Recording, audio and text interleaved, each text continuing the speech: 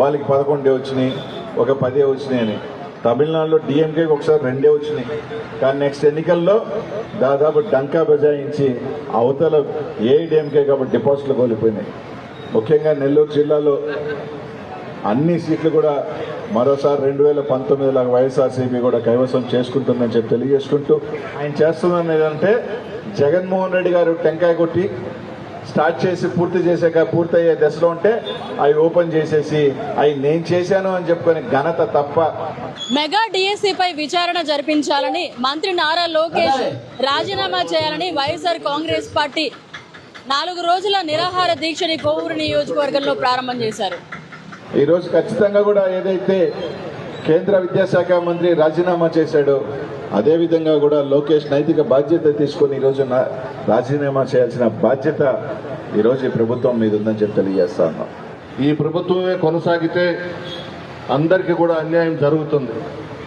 ఈ కూటమి ప్రభుత్వంలో జరిగే అవినీతి అక్రమాలను మనం పెద్ద ఎత్తున ప్రజల్లోకి తీసుకుపోవాల్సిన అవసరం ఉంది. ఏ ఒక్క హామీ కూడా నెరవేర్చలేదు. ఈరోజు ఈ రాష్ట్రంలో ఈరోజు చూస్తా ఉన్నాం, జగన్మోహన్ రెడ్డి గారు ఎక్కడికి వెళ్ళినా కూడా అశేషంగా జనాభా ఈరోజు వస్తూ ఉన్నారంటే ఈరోజు వాళ్ళందరూ కూడా జగన్మోహన్ రెడ్డి గారు చేసిన మంచి. జగన్మోహన్ రెడ్డి గారు ఎందుకు పోగొట్టుకున్నాం, జగన్మోహన్ రెడ్డి గారు ఏదైతే ఇతను చెప్పిన మోసపు హామీలని నమ్మి ఈరోజు మేము ఓటు వేసి మోసపోయామని ఈరోజు అందరూ కూడా నమ్ముతా ఉన్నారు. ఇంత జరుగుతూ ఉన్నా ఒక ఆయన మాత్రం అప్పుడప్పుడు తలుక్కని వస్తాడు. తలుక్కని వచ్చి 4 మాటలు మాట్లాడి చంద్రబాబు నాయుడిని కవర్ చేసుకుని వెళ్ళే పని ఆ పవన్ కళ్యాణ్ చేసే కార్యక్రమం. ఈరోజు విద్యార్థులు నష్టపోతూ ఉన్నారు, ఎంతోమంది పేదలు నష్టపోతూ ఉన్నారు. ఫీజు రీఎంబర్స్మెంట్ రాక అనేక మంది బిడ్డలు చదువులు ఆపేసుకుంటా ఉన్నారు. నిరుద్యోగ వృత్తి కనీసం ఒక ఉద్యోగం ఇచ్చిన దాఖలాలు లేవు.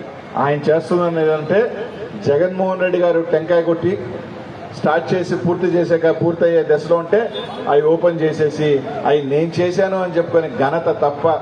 ఈరోజు జగన్మోహన్ రెడ్డి గారికి స్థానిక నాయకత్వానికి అండగా ఉన్న వైఎస్ఆర్ కాంగ్రెస్ పార్టీ కార్యకర్తలందరికీ కూడా పేరు పేరున ధన్యవాదాలు తెలియజేసుకుంటూ సెలవు తీసుకుంటా ఉన్నాను. జై జగన్.